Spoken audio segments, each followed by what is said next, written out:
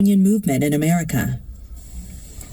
Well, David, let's talk a little bit about the Inflation Reduction Act, which took effect in 2022. The goal was to spur labor and workforce training standards in the transition toward clean energy, among other things. And we've been talking about the automotive industry. I want to talk, for instance, about the lithium-ion battery makers who are opening factories near auto industry hubs in Kentucky, as an example, to serve what is a growing electric vehicle market. Can you give us some other examples of the impact that this act has had? Yeah, we've been talking, I think, about some of the most obvious ones, that there's investments in manufacturing, construction facilities. But these acts also strongly encourage training, as you were highlighting, and especially training for jobs in growing industries. And to my mind, one of the most important things about the kind of training that has been encouraged in these policies has been what's known as apprenticeships. So in some kinds of training, you just go out and you pay for it on your own and you hope there's going to be a job at the other end. In an apprenticeship, what you do is you are learning while you're earning while you're learning. You get paid to go to school, and you're also on-the-job training. And this combination of on-the-job training and education, and then a good job when you are done, really is, to my mind, the best result. It's not only better for the worker who doesn't have to go into debt and has a good job at the end, but also the quality of the training, because these are typically joint union and company programs, is really good, because both of those ensure that the quality is high. The union, because they want to ensure that the workers are spending their time well, and the company, they're getting their money's worth, that they're actually going to have highly productive workers when they're done. And that's a big difference from a lot of these fly-by-night operators in training, where the worker's on the hook, and they you've probably heard a lot of these horror stories where they take on big debt and they don't get a diploma, or they get a diploma that's worthless at the end. And anyway, to my mind, this apprenticeship and the strong push in these bills for that is a big improvement. We've been talking about this, but I've also heard a lot of criticism about many of the states winning the race, essentially, for clean energy investment, places like Georgia and Tennessee, but those places appealing to companies because of their business-friendly approach. They're not necessarily employee-friendly, because they offer tax incentives to attract these companies, but they're making it really difficult to form unions, which protect folks who are then part of these training programs. What's being done to combat that? Are there efforts aside from these grassroots union efforts to combat that? Well, the most important, as you were alluding to, are the grassroots efforts of the workers to take control and to put pressure and to try to change the system on the ground. That's quite difficult, but it's sort of essential. I don't think you can have effective policy change without that. But also, there has been some policy that has been helpful. Sort of the key example is this Bluebird electric bus facility in Georgia, which was the workers on the ground have been trying to unionize for maybe a decade and had not been successful. But the money in these federal bills, one of the strings on it was a requirement that the companies state whether they're using any of these funds to prevent workers from unionizing. And that sort of a little bit of pressure and publicity, and at least according to several public publications, said that helped give the workers a little bit more boost on their side. And then they succeeded in forming a union after failing for quite a decade. And not only that, then a year later, after, and just recently, in the past month, they successfully bargained their first collective bargaining agreement, which is the key, because you need to unionize. A majority of workers need to say they want a union, but then you have to bargain with the company. That's the real benefit from a union, is this contract that provides higher wages and benefits. And so the Georgia workers at Bluebird were able to succeed, and we've seen that in several other cases.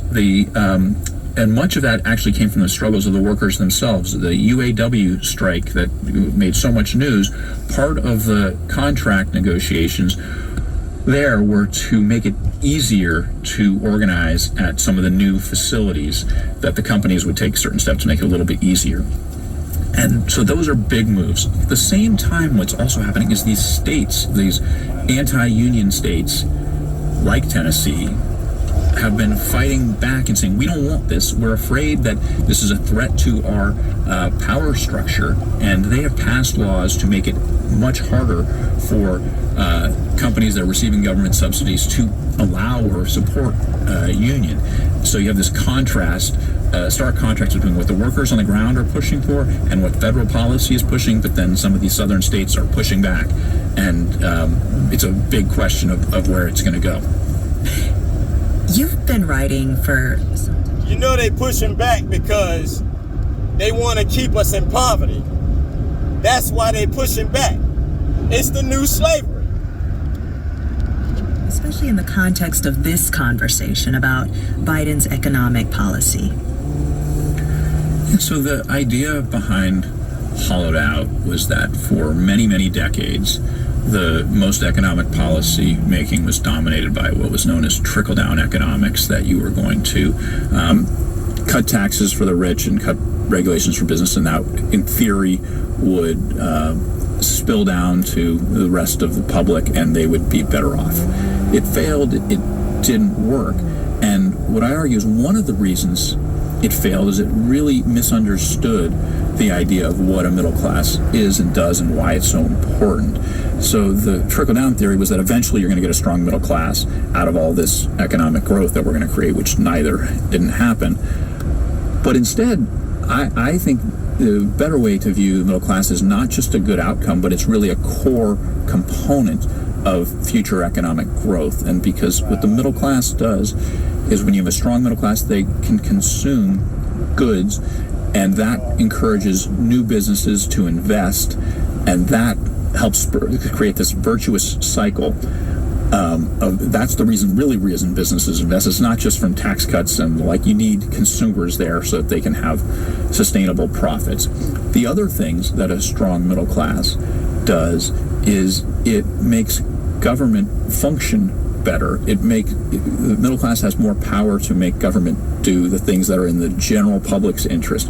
When the middle class is weak, the extreme elite dominate and politicians do their bidding, and so you get things like tax cuts for the wealthy instead of real investments that are good for the American public.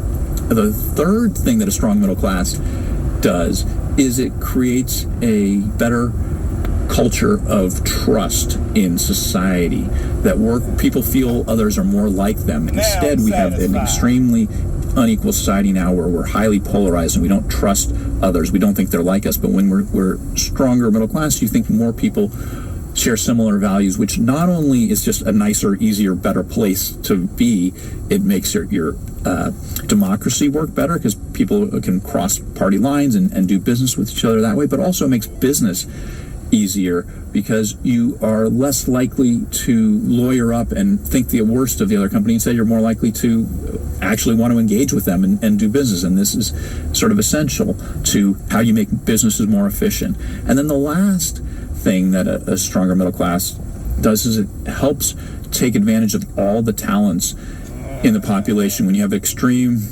inequality, you have less investment and less outcomes for the rest of the public. Education suffers, but also even things like new business formations.